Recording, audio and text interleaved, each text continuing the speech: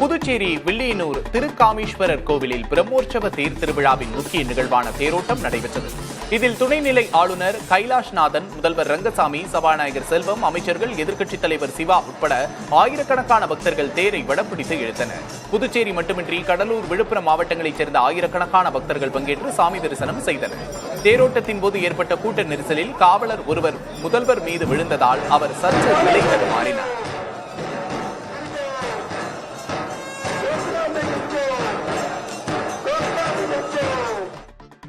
வைகாசி மாதத்தின் கடைசி முகூர்த்த தினம் என்பதால் திருச்செந்தூர் சுப்பிரமணிய சுவாமி கோவிலில் 100க்கும் மேற்பட்ட திருமணங்கள் நடைபெற்றன. புதுமண தம்பதிகள், அவர்களது குடும்பத்தினர் மற்றும் உறவினர்கள் என கோவில் வளாகம் முழுவதும் பக்தர்கள் கூட்டம் நிரம்பி வழிந்தது. நாளைய தினம் வைகாசி விசாக திருவிழா நடைபெறுவதால் பல்வேறு பகுதிகளில் இருந்து பாத யாத்திரையாக ஏராளமான பக்தர்கள் கோவிலுக்கு வருகை தந்துள்ளனர். இதனால் 100 ரூபாய் கட்டண தரிசன வரிசை, பொது தரிசன வரிசை, மூத்த குடிமக்கள் சிறப்பு தரிசன வரிசைகளில் பக்தர்கள் கூட்டம் அலைமோதியது. தென்காசி மாவட்டத்தில் உள்ள குற்றால அருவிகளில் நீர்வரத்து அதிகமாக உள்ள நிலையில் வார விடுமுறை மற்றும் பக்ரீத் பண்டிகையை முன்னிட்டு சுற்றுலா பயணிகளின் கூட்டம் அலைமோதுகிறது. மெயின் அருவி, ஐந்தருவி, பழைய குற்றால அருவி, சிற்றருவி, புலியருவி உள்ளிட்ட அனைத்து அருவிகளிலும் குடும்பத்தாருடன் குளிக்க ஏராளமானோர் குவிந்தனர். சுற்றுலா பயணிகள் கூட்டம் தொடர்ந்து அதிகரித்து வருவதால் அப்பகுதி வியாபாரிகள் மிகுந்த மகிழ்ச்சி அடைந்துள்ளனர்.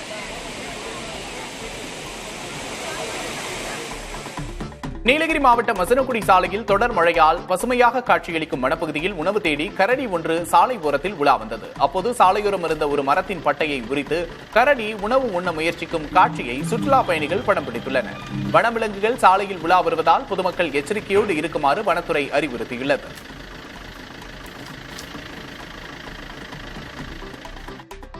சென்னை தீநகர் சவுத் உஸ்மான் சாலையில் உள்ள கடையில் இறைச்சி சமைத்துக் கொண்டிருந்த போது குக்கர் வெடித்ததில் 2 ஊழியர்கள் காயமடைந்தனர். பக்ரீத் விடுமுறை என்பதால் கடையில் தங்கியிருந்த ஊழியர்கள் இறைச்சியை சமைத்துள்ளனர். குக்கரை திறக்கும் போது அது திடீரென வெடித்து சிதறியதால் இருவரின் முகத்திலும் தலையிலும் தீக்காயம் ஏற்பட்டது. இருவரும் கீழ்ப்பாக்கம் அரசு மருத்துவமனையில் சிகிச்சை பெற்று வருகின்றனர்.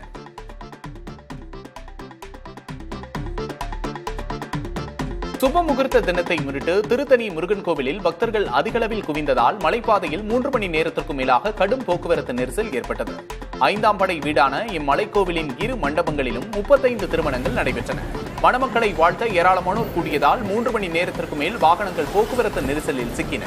வாகனங்களில் வந்தவர்கள் வேறு வழியின்றி சாலை ஓரங்களில் வாகனங்களை நிறுத்திவிட்டு நடந்தே மலைக்கோவிலுக்கு செல்லும் நிலை ஏற்பட்டது. போக்குவரத்து காவல்துறையினர் முறையான திட்டமிடல் மேற்கொள்ளாததால் கடும் அவதியடைந்ததாக கோவிலுக்கு வந்தவர்கள் குற்றச்சாட்டை முன்வைத்தனர்.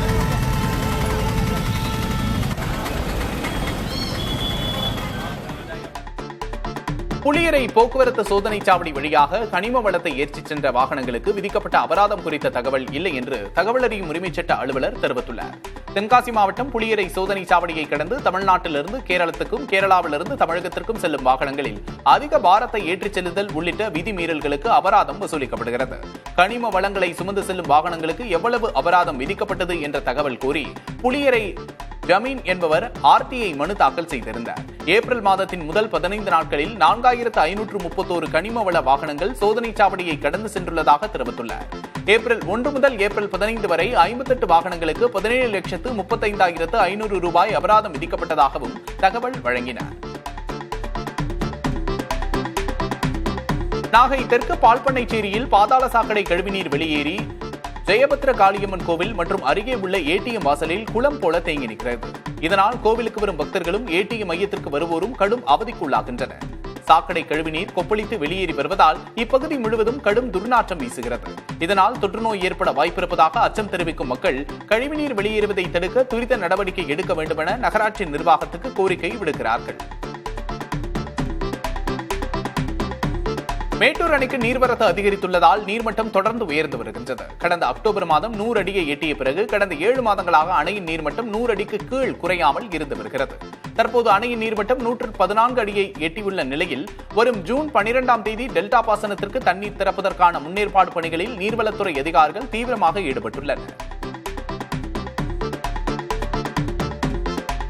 வேளச்சேரி மற்றும் மடிப்பாக்கம் பகுதி மக்கள் வேளச்சேரி ரயில் நிலையத்திற்கு நேரடி பேருந்து வசதி இல்லாததால் மிகவும் சிரமப்படுகின்றனர். குறைந்த பேருந்துகள் இருப்பதால் உரிய நேரத்துக்கு பேருந்துகள் இயக்கப்படுவதில்லை என்று புகார் எழுந்துள்ளது. இதனால் இரவு நேரங்களில் பயணிகள் மிகவும் சிரமத்திற்குள்ளாவதாக கூறப்படுகிறது. மேலும் வேளச்சேரி ரயில் நிலையத்திற்கு நேர பேருந்து சேவை இல்லாததால் பணிபுரியும் பெண்கள் உட்பட பலர் பிற தனியார் வாகனங்களை சார்ந்து இருக்க வேண்டிய நிலை இருப்பதாகவும் பலர் பல கிலோமீட்டர் தொலைவுக்கு நடந்து செல்லும் நிலை இருப்பதாகவும் கூறப்படுகிறது. இதுகுறித்து ஆய்வு நடத்தி பேருந்து சேவையை மேம்படுத்த நடவடிக்கை எடுக்கப்படும் என போக்குவரத்து துறை அதிகாரிகள் தெரிவித்துள்ளனர்.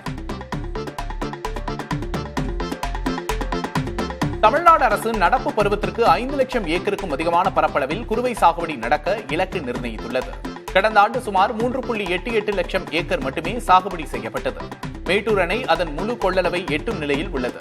கர்நாடகா மற்றும் கேரளாவில் உள்ள காவிரி நீர்பிடிப்பு பகுதிகளில் தென்மேற்கு பருவமழை சிறப்பாக இருக்கும் என்ற வானிலை ஆய்வு மையம் அறிவித்துள்ளது. இதுபோன்ற சாதகமான சூழல் நிலவுவதால் இந்த இலக்கு நிர்ணயிக்கப்பட்டிருக்கிறது. 2023-24 மேட்டூர் அணையிலிருந்து தண்ணீர் திறப்பு தாமதமானதே சாகுபடி பரப்பளவு குறைந்ததற்கு முக்கிய காரணம். கடந்த ஆண்டு ஜூலை 23ஆம் தேதிதான் தண்ணீர் திறக்கப்பட்டது. தற்போது சாதகமான சூழலை கருத்தில் கொண்டு இந்த ஆண்டு மேட்டூர் அணை ஜூன் 12ஆம் தேதியே திறக்கப்படும் என்று அரசு அறிவித்துள்ளது. வெள்ளிக்கிழமை காலை நிலவரப்படி மேட்டூர் அணையின் நீர்மட்டம் 113.41 அடியாக இருந்தது. நீர் இருப்பு மொத்த கொள்ளளவான 93.47 டிஎம்சி அடியில் 83.349 டிஎம்சி அடியாக இருந்தது. கடந்த ஆண்டு இதே நாளில் நீர்மட்டம் 44.88 அடியாகவும் நீர் இருப்பு 14.739 டிஎம்சி அடியாகவும் இருந்தது குறிப்பிடத்தக்கது. கோவை மாவட்டம் தொண்டாமுத்தூர் சுற்றுவட்டார பகுதிகளில் கடந்த மார்ச் மாதம் அறுவடை செய்யப்பட்ட சுமார் 500 டன் சின்ன வெங்காயம் விற்பனை செய்ய முடியாமல் தேக்கமடைந்துள்ளது. கடந்த ஜனவரியில் 400 ஏக்கரில் நடவு செய்யப்பட்ட வெங்காயத்திற்கு உரிய விலை கிடைக்காததால் விவசாயிகள் அதனை பட்டறைகளில் சேமித்து வைத்துள்ளனர். தற்போது மொத்த வியாபாரிகள் அடிமட்ட விலைக்கு கேட்பதால் வெங்காயத்தை என்ன செய்வது என்று தெரியாமல் விவசாயிகள் தவித்து வருகின்றனர். புதிய வெங்காயம் நடவு செய்யும் பணி நடைபெற்று வரும் நிலையில் ஏற்கனவே அறுவடை செய்யப்பட்ட வெங்காயம் தேங்கியிருப்பது விவசாயிகளிடையே கவலையை ஏற்படுத்தியுள்ளது.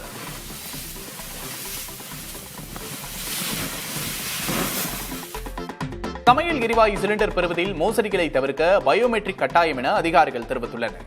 அதே சமயம் பயோமெட்ரிக் இல்லாவிடில் சிலிண்டர் வழங்கப்படுவது நிறுத்தப்படாது என்றும் அவர்கள் விளக்கமளித்துள்ளனர். பயோமெட்ரிக்கை வழங்காவிட்டால் சமையல் எரிவாயு சிலிண்டர் விநியோகம் நிறுத்தப்படும் என தகவல் வெளியான நிலையில் சிலிண்டர் நிறுவன ஏஜென்சிகளை நோக்கி பலர் செல்கிறார்கள். இது தொடர்பாக நாளிதழுக்கு தகவல் அளித்துள்ள அதிகாரிகள் பயோமெட்ரிக் இல்லாவிடில் எரிவாயு சிலிண்டர் விநியோகம் நிறுத்தப்படாது என தெரிவித்துள்ளனர். அதே சமயம் பயோமெட்ரிக் பதிவு செய்ய வேண்டியது அவசியம் எனவும் அருகில் உள்ள ஏஜென்சிகளுக்கு சென்று பயோமெட்ரிக் பதிவு செய்யலாம் அல்லது ஆன்லைன் மூலம் பதிவு செய்யலாம் என தெரிவித்துள்ளனர். பயோமெட்ரிக் பதிவு செய்வதற்கு கால நிர்ணயம் இல்லை எனவும் அதிகாரிகள் தகவல் அளித்துள்ளனர். பக்ரீத் பண்டிகை மற்றும் வார இறுதி விடுமுறையை கொண்டாட சுற்றுலா பயணிகள் கொடைக்கானலில் குவிந்தனர். மலைப்பகுதிகளில் நிலவும் ரம்மியமான காலநிலையை அனுபவித்து ரசித்து செல்கிறார்கள். பிரையன் பூங்கா, குணா குகை உள்ளிட்ட சுற்றுலா தலங்களில் கூட்டம் வழக்கத்தை விட அலைமோதியது.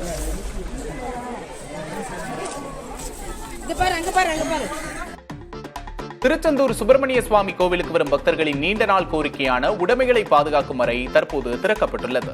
300 கோடி ரூபாய் மதிப்பில் நடைபெற்று வரும் பெருந்திட்ட வளாக பணிகளில் ஒன்றாக இந்த அறை கட்டப்பட்டுள்ளது.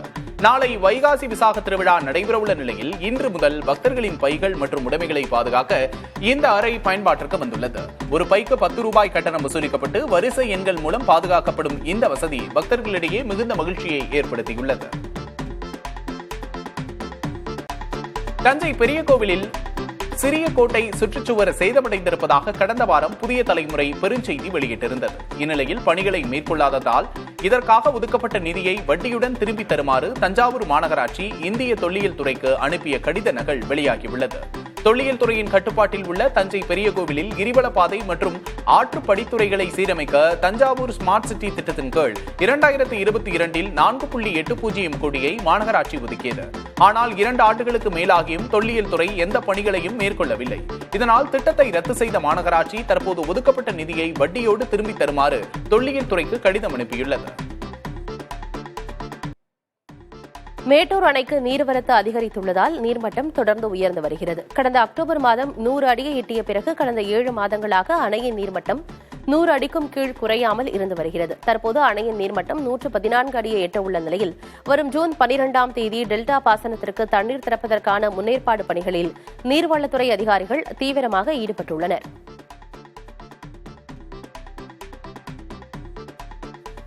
கோவை மாவட்டம் தொண்டாமுத்தூர் சுற்றுவட்டார பகுதிகளில் கடந்த மார்ச் மாதம் அறுவடை செய்யப்பட்ட சுமார் 500 டன் சின்ன வெங்காயம் விற்பனை செய்ய முடியாமல் தேக்கமடைந்துள்ளது.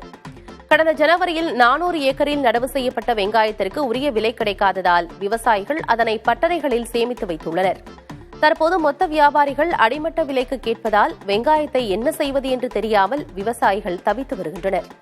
புதிய வெங்காயம் நடவு செய்யும் பணி நடைபெற்று வரும் நிலையில் ஏற்கனவே அறுவடை செய்யப்பட்ட வெங்காயம் தேங்கியிருப்பது விவசாயிகளிடையே கவலையை ஏற்படுத்தியுள்ளது.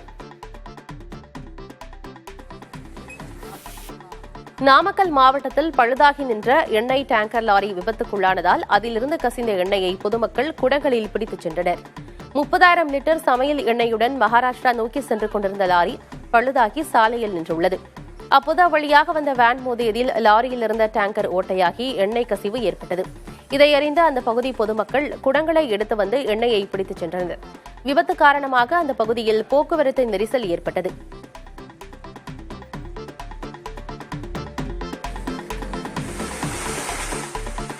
நீலகிரி மாவட்டம் குன்னூரில் ராட்சத குடிநீர் குழாயில் ஏற்பட்ட உடைப்பு காரணமாக தண்ணீர் பெருக்கெடுத்து ஓடி கடைகளுக்குள் புகும் நிலை ஏற்பட்டது. குன்னூர் நகராட்சியின் குடிநீர் தேவையை பூர்த்தி செய்யும் எமரால்டு அணை கூட்டு குடிநீர் திட்ட குழாயில் அழுத்தம் அதிகரித்ததால் உடைப்பு ஏற்பட்டது. தண்ணீர் வெளியேறி அப்பகுதி ஓடை போல மாறியது. தகவல் அறிந்து விரைந்து சென்ற நகராட்சி ஊழியர்கள் பொக்லைன் இயந்திரம் மூலம் தண்ணீர் வெளியேற்றத்தை கட்டுப்படுத்தி ராட்சத குழாயை சீரமைத்தனர்.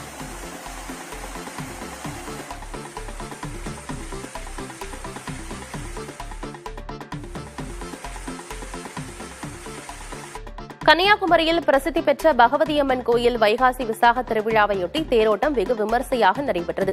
பகவதியம்மன் பல்லக்கில் ரத வீதிக்கு வந்து தேரில் எழுந்தருளினார். ஆயிரக்கணக்கான பக்தர்கள் பக்தி பரவசத்துடன் தேரை வடம் பிடித்து இழுத்து அம்மனை தரிசித்தனர்.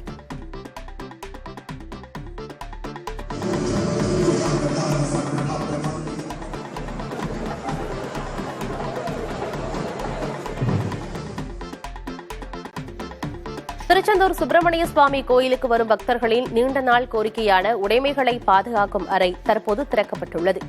300 கோடி ரூபாய் மதிப்பில் நடைபெற்று வரும் பெருந்திட்ட வளாக பணிகளில் ஒன்றாக இந்த அறை கட்டப்பட்டுள்ளது.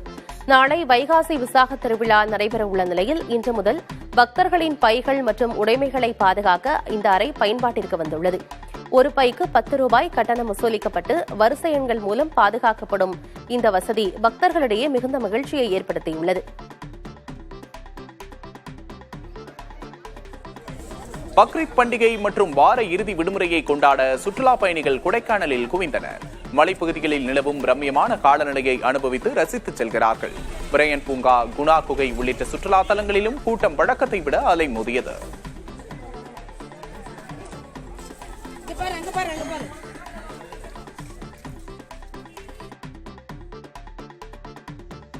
தேனி மாவட்டம் ஆண்டிப்பட்டி மற்றும் அதன் சுற்றுவட்டார பகுதிகளில் வீசும் பலத்த காற்றின் காரணமாக வாழை மரங்கள் சேதமடைந்தது. வாழை இலை வரத்து குறைந்துள்ளது. அணைக்கரைப்பட்டி, தர்மத்துப்பட்டி, புள்ளிமான் கோம்பை போன்ற பகுதிகளில் வாழை சாகுபடி பாதிக்கப்பட்டுள்ளது. ஆனால் தொடர் முகூர்த்த நாட்கள் காரணமாக வாழை இலைக்கான தேவை அதிகரித்துள்ளதால் அதன் விலை 5 மடங்காக உயர்ந்துள்ளது. கடந்த வாரம் ஒரு கட்டு வாழை இலை 800 ரூபாய்க்கு ஏலம் போன நிலையில் தற்போது 4000 ரூபாய் வரை ஏலம் போகிறது. சூறைக்காற்றால் வாழை இலைகள் சேதமடைவது குறித்து விவசாயிகள் கவலைப்பட்டாலும் 5 மடங்கு விலை உயர்வால் தற்போது மகிழ்ச்சி அடைந்துள்ளனர். தமிழ்நாடு அரசு நடப்பு பருவத்திற்கு 5 லட்சம் ஏக்கருக்கும் அதிகமான பரப்பளவில் குறுவை சாகுபடி நடக்க இலக்கு நிர்ணயித்துள்ளது. கடந்த ஆண்டு சுமார் 3.88 லட்சம் ஏக்கர் மட்டுமே சாகுபடி செய்யப்பட்டது. மேட்டூர் அணை அதன் கொள்ளளவை எட்டும் நிலையில் உள்ளது. கர்நாடகா மற்றும் கேரளாவில் உள்ள காவிரி நீர்பிடிப்பு பகுதிகளில் தென்மேற்கு பருவமழை சிறப்பாக இருக்கும் என்று வானிலை ஆய்வு மையம் அறிவித்துள்ளது. இதுபோன்ற சாதகமான சூழல் நிலவுவதால் இந்த இலக்கு நிர்ணயிக்கப்பட்டுள்ளது. 2023-24 மேட்டூர் அணையிலிருந்து தண்ணீர் திறப்பு தாமதமானதே சாகுபடி பரப்பளவு குறைந்ததற்கு முக்கிய காரணம். கடந்த ஆண்டு ஜூலை 28ஆம் தேதிதான் தண்ணீர் திறக்கப்பட்டது. தற்போதைய சாதகமான சூழலை கருத்தில் கொண்டு இந்த ஆண்டு மேட்டூர் அணை ஜூன் 12ஆம் தேதியே திறக்கப்படும் என்று அரசு அறிவித்துள்ளது. வெள்ளிக்கிழமை காலை நிலவரப்படி மேட்டூர் அணையின் நீர்மட்டம் 113.41 அடியாக இருந்தது. நீர் இருப்பு மொத்த கொள்ளளவான 93.47 டிஎம்சி அடியில் 83.349 டிஎம்சி அடியாக இருந்தது. கடந்த ஆண்டு இதே நாளில் நீர்மட்டம் 44.88 அடியாகவும் நீர் இருப்பு 14.739 டிஎம்சி அடியாகவும் இருந்தது குறிப்பிடத்தக்கது.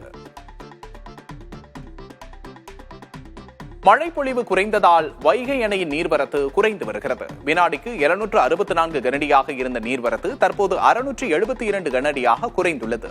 காலை நிலவரப்படி அணையின் நீர்மட்டம் தற்போது 59.9 அடியாக உள்ளது.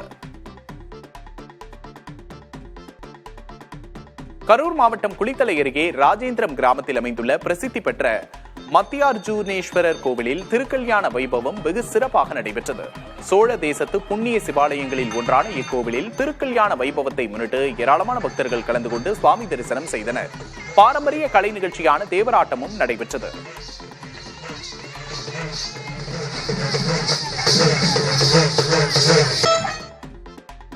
சேலம் மாவட்டம் அணையம்பட்டி கிராமத்தில் உள்ள பழமையான லட்சுமி நாராயண பெருமாள் கோவிலில் குடமுழுக்கு விழா கோலாகலமாக நடைபெற்றது. இந்து சமய அறநிலையத்துறையின் கட்டுப்பாட்டில் உள்ள இக்கோவில் புனரமைக்கப்பட்டு கடந்த மாதம் 25ஆம் தேதி காப்பு கட்டுதலோடு குடமுழுக்கு விழா தொடங்கியது. தொடர்ந்து யாகசாலை பூஜைகள் நடைபெற்ற நிலையில் யாகசாலையிலிருந்து புனித நதிநீர் கொண்டுவரப்பட்டு கோபுர கலசத்தின் மீது ஊற்றப்பட்டு குடமுழுக்கு விழா நடைபெற்றது. சென்னையில் பயணி ஒருவர் தவறவிட்ட 7 பவுண்ட் நகை மற்றும் முக்கிய ஆவணங்கள் அடங்கிய பையை அமைந்தகரை ஆட்டோ ஓட்டுநர் காவல் நிலையத்தில் ஒப்படைத்துள்ளார். அரும்பாக்கத்தைச் சேர்ந்த சக்திவேல் என்பவர் சாலிகிராமத்திலிருந்து தனது வீட்டுக்கு ஆட்டோவில் சென்றுள்ளார். இறங்கும்போது நகையை ஆட்டோவிலேயே தவறிவிட்டுள்ளார். இந்நிலையில் ஆட்டோ ஓட்டுநர் ஆரோக்கியதாஸ் என்பவர் அந்த பையை பத்திரமாக காவல் நிலையத்தில் ஒப்படைத்தார். காவல்துறையினர் ஆரோக்கியதாஸின் நேர்மையை பாராட்டினர். சென்னை வேளச்சேரி பிரதான சாலையில் உள்ள KFC உணவகத்தில் கெட்டுப்போன சிக்கன் விற்பனை செய்ததாக எழுந்த புகாரின் அடிப்படையில் காவல்துறையினர் கடையை மூடினர்.